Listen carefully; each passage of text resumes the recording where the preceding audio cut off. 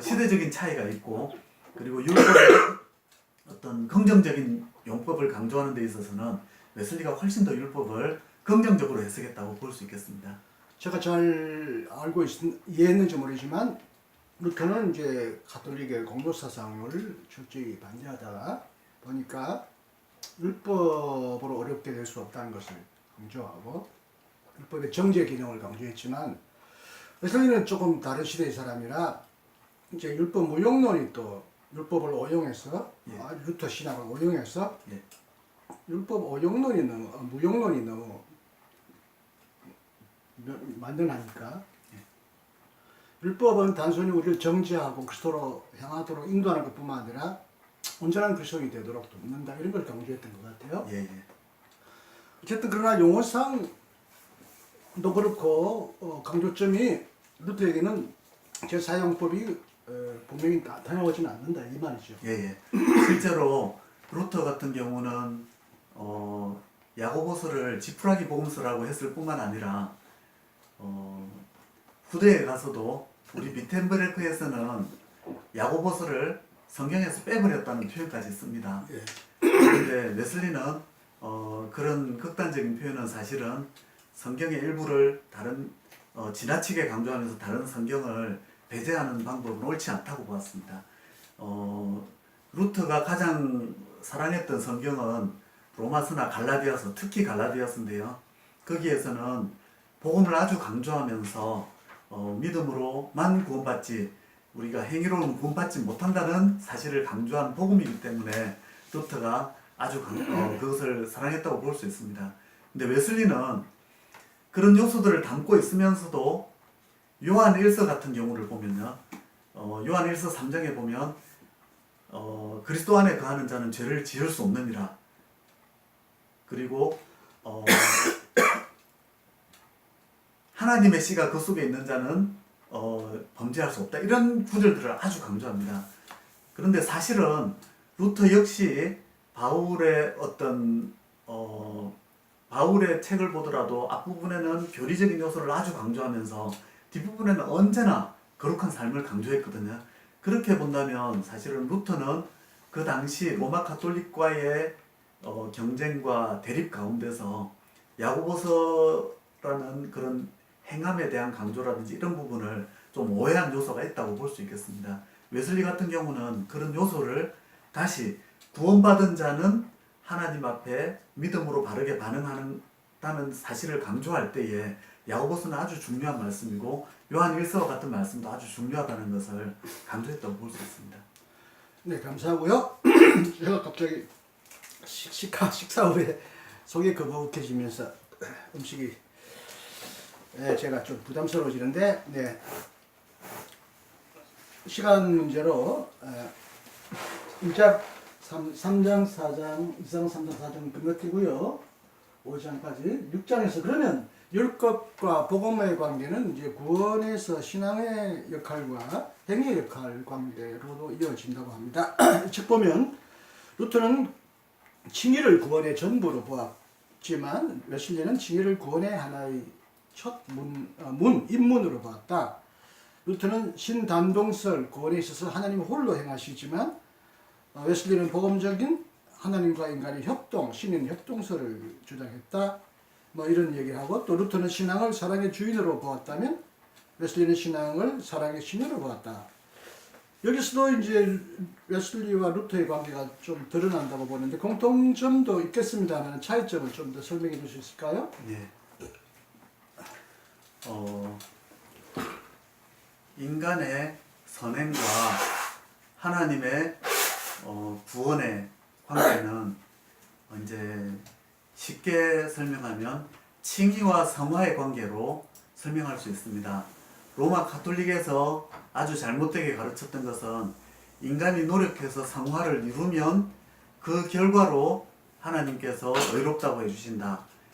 성화가 먼저 오고 성화의 결과로 칭의를 받는다고 가르쳤는데 루터는 그 순서를 바꾸었습니다.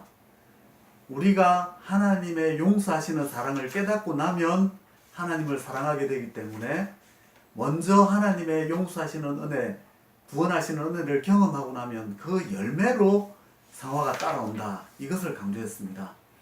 그런데 루트 같은 경우는 그 당시는 성화를 이야기하면 사람들이 바로 인간의 노력, 인간의 자신의 능력으로 최선을 다하는 것, 이런 것들로 연결시키던 시대였기 때문에 성화에 초점을 두지 않고 우리는 끊임없이 죄인이지만 하나님께서 은혜로 용서해 주신다는데 초점을 둔 것입니다. 그런데 이제 웨슬리 같은 경우는 우리가 구원받는 것, 하나님의 은혜로 구원받는 것, 그리고 그 이후에 그 열매로 성화가 나타나는 것까지는 루트와 똑같습니다. 어떤 점에서 차이가 나느냐면 과연 이 세상에서 우리 속에서 죄가 사라지는 성결이 가능한가 하는 그런 부분입니다.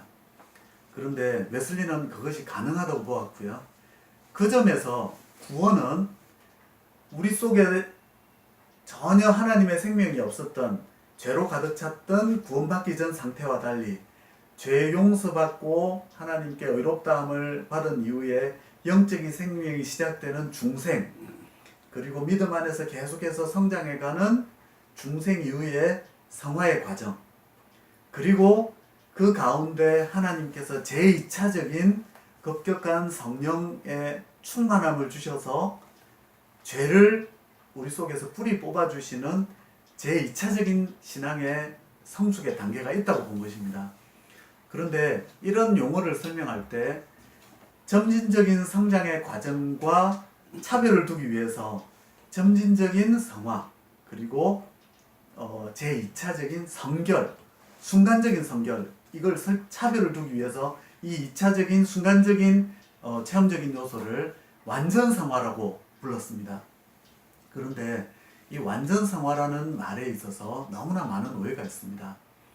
예를 들어서 성경 속에 보면 노아는 당세의 완전한 자, 하나님의 은혜를 입었다 이렇게 나오고, 욥기를 보더라도 하나님께서 마귀에게 욥을 막 칭찬하시면서 너가 욥을 보았느냐, 그 같은 사람이 없다 이러면서, 저는 예전에는 순전한 자 표현했는데 지금은 온전한 자라고 표현이 되어 있습니다. 온전하고 하나님을 온 마음을 다해 섬기는 자라고 그렇게 하나님께서 칭찬을 하십니다. 그리고 바울이 보면 내가 표대를 향하여 나아간다 이러면서 내가 이룬 것으로, 온전히 이룬 것으로 여기지 않고 표대를 향해 나아간다, 이런 표현 쓴 바로 직후에 보면요, 우리 온전한 자들은 이렇게 생각할지니, 이런 표현이 나옵니다. 여기서 보면 성경이 사람에게 온전했다, 완전했다, 온전히 이루었다 이런 표현을 사용하고 있죠. 웨슬리는 성경이 사람에게 온전하다, 완전하다 이런 표현을 사용할 때는 어떤 의미로 그런 의미를 사용했는지를 물어서 들어갔습니다. 그런데 루터와 칼빈은 안타까운 것은 그들은 훌륭한 성서신학자이기도 합니다. 그런데 완전이라는 용어를 성경에서 사용한 용어로 생각하지 않고 보통 사람들이 생각하는 그런 완전이라는 용어로 생각을 해서 사람이 어떻게 완전할 수 있느냐, 그렇게 물어 들어갔습니다. 그래서 서로 사용하는 용어에 차이가 있는 것이죠. 웨슬리는 성경이 사람에게 사용한 완전은 하나님처럼 완전하다는 것이 아니다. 또 천사처럼 타락할 수 없는 그런 죄짓지 않는 그런 완전이 아니다. 그리고 아담이 범죄하기 전에 낙원에 있을 때와 같은 그런 온전함도 아니다. 어떤 온전함이라고 하느냐면요, 성령께서 죄인에게 충만하게 임하셨을 때 그 마음이 하나님을 향한 사랑, 이웃을 향한 사랑으로 가득해 되는 그런 사랑의 온전함을 말한다, 이렇게 이야기를 합니다. 근데 그 사랑의 온전함이라고 해서 하나님의 뜻을 지식적으로 정확히 이해한다든지, 아니면 어떤 인간적인 그런 특성도 전혀 사라져버린 채 완전한 우리가 완전한 사람, 성인 막 이렇게 되는 거, 그런 게 전혀 아니라는 것이죠. 그리고 심지어 이런 표현까지 씁니다. 김태구 목사님께서 예를 드셨는데, 겨울에 바깥에 외출하려고 하는데 아이가 보니까 밖에 눈이 옵니다. 엄마 발이 시릴 것 같아가지고 엄마 발을 따뜻하게 해줘야 되겠다 싶어서 신발을 들어가지고 난로 위에 올려놨습니다. 엄마가 옷을 입고 있다가 막 타는 냄새가 가서 가보니까 신발이 타고 있거든요. 왜 그랬니? 물어보니까 밖에 눈이 와서 엄마 발을 좀 따뜻하게 해주려고 했는데 타버렸어. 막 이랬답니다. 그 무슨 뜻이냐면 아무리 성령에 충만한 사람이라고 해도 지식적으로 온전할 수 없고 판단에서도 미스가 있고 그리고 그런 가운데 살아가는 사람들 특히 하나님께서 아직 죽음을 인간의 몸에서 제거해 주시지 않았기 때문에 인간은 죽을 몸 속에 있기 때문에 계속해서 몸의 영향을 받아 감정의 기복도 생겨나고 피곤할 때는 우리의 기분도 우울해지고 언짢아지고 힘들어집니다. 그뿐만 아니라 우리는 알고 있는 지식마저도 온전한 퍼포먼스로 온전한 수행으로 연결시키지는 못합니다. 그렇다면 심지어 사도들조차도 하나님의 말씀을 이해하는 데 있어서는 예수님처럼 온전하지 못했을 텐데 우리처럼 이해력도 감정도 또 의지력도 문제가 많은 사람들이 온전한 수행을 할 수 있겠느냐. 그래서 웨슬리는 그 하나님의 성령의 충만함을 받아 이루어지는 성화라는 것을 우리가 완전한 어떤 천사처럼 되는 것, 타락전 아담처럼 되는 것으로 설명하지 않았습니다. 마음에 하나님을 향한 사랑으로 충만해지는 것. 초대교회 오순절 때 그런 일이 일어났지 않습니까? 누가 높은 자리에 앉고 누가 더 훌륭해지느냐로 다투던 그리고 예수님을 따라다니다가 자기가 위험에 처할 것 같으니까 예수님을 부인해버렸던 사람들이 성령의 충만함을 입고 사랑으로 충만해지고 나니까 주님을 위해서 목숨까지 바치는 지금 그런 순교에까지 이르게 되지 않습니까? 그리고 서로 자기 것을 자기 것이라고 하지 않고 내놓고 사랑하고 이런 그런 사랑을 말하는 것이지 행함의 온전함, 퍼포먼스의 온전함 이런 게 아니라는 것입니다. 그래서 웨슬리는 성경이 완전하다고 말하는 사람들의 완전함은 판단력이나 행함에서나 모든 것이 부족하더라도 그 마음이 성령에 충만해서 하나님을 사랑하는 그런 사랑의 온전함이고 의도가 순수해지는 것을 말하지 퍼포먼스의 온전함은 아니다 이렇게 말씀합니다. 그래서 이런 설명에 있어서 사실 루터와 칼빈, 웨슬리는 아주 유사한 면이 있음에도 불구하고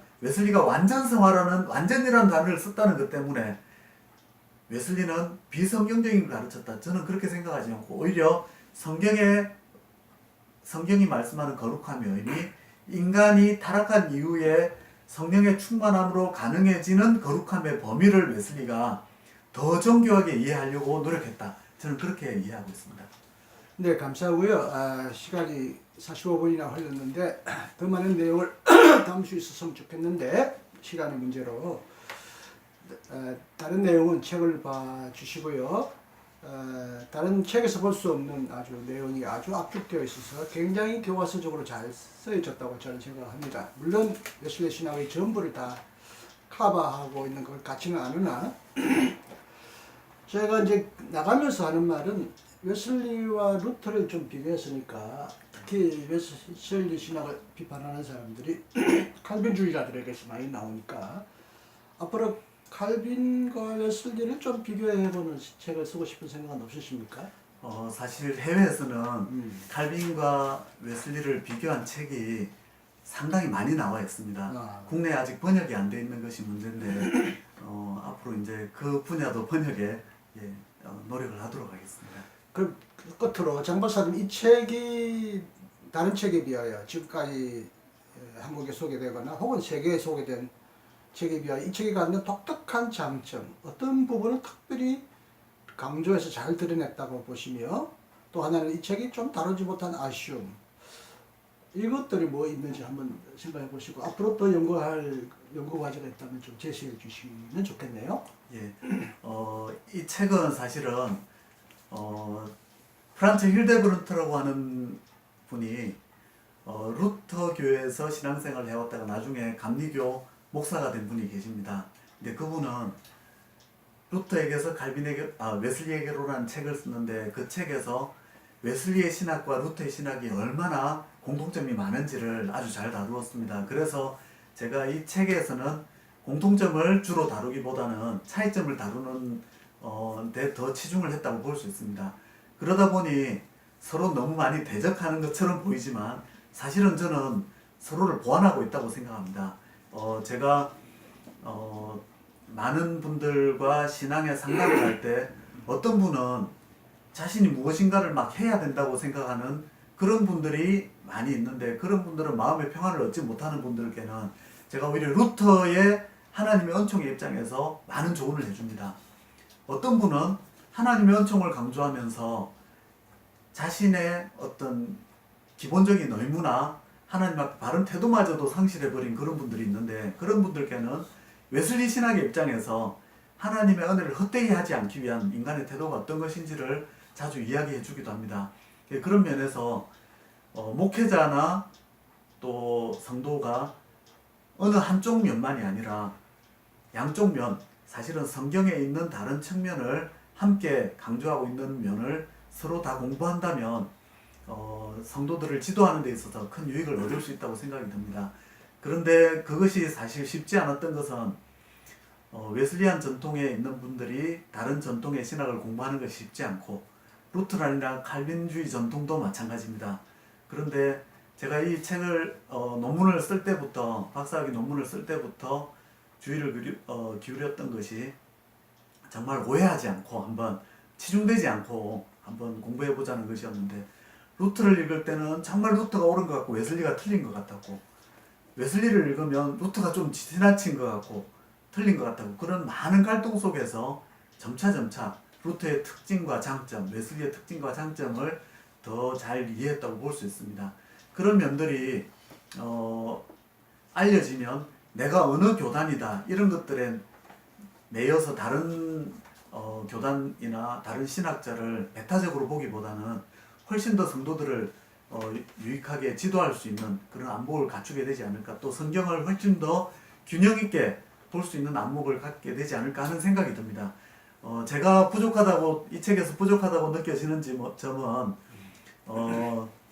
제가 루트를 공정하게 다루고자 노력은 했지만, 한편으로는 그 시대 속에서 루트가 그럴 수밖에 없었던 그런 요소를 좀 더 강조를 해 주었으면 그러면 루터의 치우쳤던 점에 대해서 루터의 의도는 그렇지 않았다. 루터는 하나님을 섬기고자 그 시대의 교회를 바르게 개혁하고자 노력했던 그런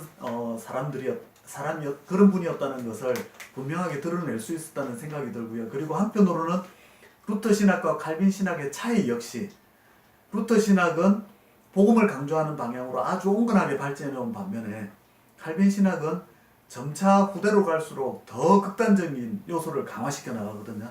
그런 점에서 루터와 칼빈을 묶어서 이 책에서 다루었지만, 나중에 갈수록 칼빈 신학의 극단성이 강화되어 가는데, 이 책에서는 루터와 칼빈을 묶었기 때문에 한편으로는 칼빈의 잘못까지도 루터와 너무 묶어놓은 것 아닌가. 오히려 루터는 훨씬 더 훌륭한 그 시대의 신학을 했음에도 불구하고 후대의 칼빈주의자들보다 훨씬 더 복음에 강조점을 둔 그런 신학자라고 볼 수 있는데, 그런 부분을 좀 더 부각시키는 데는 제가 시간을 많이 쏟지 못했다는 생각은 듭니다. 네, 앞으로 이 부분을 보완해 주시면 더 좋겠고요. 이제 마치면서 제가 다 읽지는 못했는데 굉장히 많은 자료가 여기 축적되어 있어요. 장기영 박사님의 의견에 동의하든 혹은 비판하든 상당한 자료가 여기 가치가 있다. 또 어쨌든 우리나라에는 루터 교회보다 장로 교회가 많긴 하지만, 어쨌든 루터와 웨슬리의 신학적인 차이를 아주 분명히 드러내면서도 서로 오해하고 있는 부분을 잘 상호 설명해주고 또 공통점을 추구했다는 점도 많이 들어있다고 생각합니다. 그래도 이 책이 워낙 두꺼우니까 앞으로 좀 얇게 한 150편 내외로 이 책을 좀 요약해서 평신도까지도 읽을 수 있도록 더 풀이해주면 훨씬 좋겠다라는 제 나름대로 아쉬움을 표현합니다. 사실 오늘 이 시간에 이 내용을 다 소화할 수 있었으면 좋았겠는데 시간적으로 불가능해서 가장 중요한 몇 가지 주제만 다루었는데, 바쁜 중에도 이 첫 이신근 교수의 토크에 출연해 주신 장기영 목사님께 진심으로 감사하고요. 웨슬리 신학이 갖는 장점이 다른 신학에 가려서 그동안 많이 드러내지 못했는데, 웨슬리 신학의 장점을 충분히 드러내시되 이제 제가 또 마지막 부탁하는 것은 웨슬리든 루터든 칼뱅이든 또 과거의 시대의 인물이다. 너무 이제 우리가 칼뱅을 지지하는 사람들은 칼뱅을 하나님보다 더 그리스도보다 더 높인다, 우상시하지 않느냐. 루터와 웨슬리도 그리스도를 오로지 가장 높였던 분인데 좀 이제 웨슬리도 거리를 두고 웨슬리가 보지 못했거나 혹은 잘못 본 점이 있으면 새로운 신학적인 현대 신학의 통찰을 통해서 좀 더 보완해 나감으로써 또 웨슬리 신학의 전통을 더 풍부히 하고 보완해 나가면서 풍부해 나가는 그런 데까지 이룰 수 있다면 좋겠다라는 뭐 선배로서 예. 그런 진심의 부탁을 드려봅니다. 여러분 감사드립니다. 오늘 이렇게 첫 시간 이승원 교수의 북토크에 끝까지 들어주신 여러분 들어주셨죠? 감사드리고요. 이 책 꼭 한번 사보시면 어마어마한 자료와 깊은 통찰력을 얻을 수 있을 것입니다. 그렇다고 이 책을 선전하고 홍보하기 위해 이 공간을 만든 건 아니고요. 이 책을 충분히 이해하지 못하거나 혹은 이 책을 구입할 수 없는 분들에게 이 책의 가치를 좀 널리 알리겠다는 그런 생각으로 이 책을 소개했는데 앞으로 또 다른 책들, 좋은 책들을 많이 소개하기로 하겠습니다. 크게 기대해 주시기 바랍니다. 수고해 주셔서 감사합니다. 장경 목사님. 초대해 주셔서 감사합니다. 감사합니다. 안녕히 계십시오.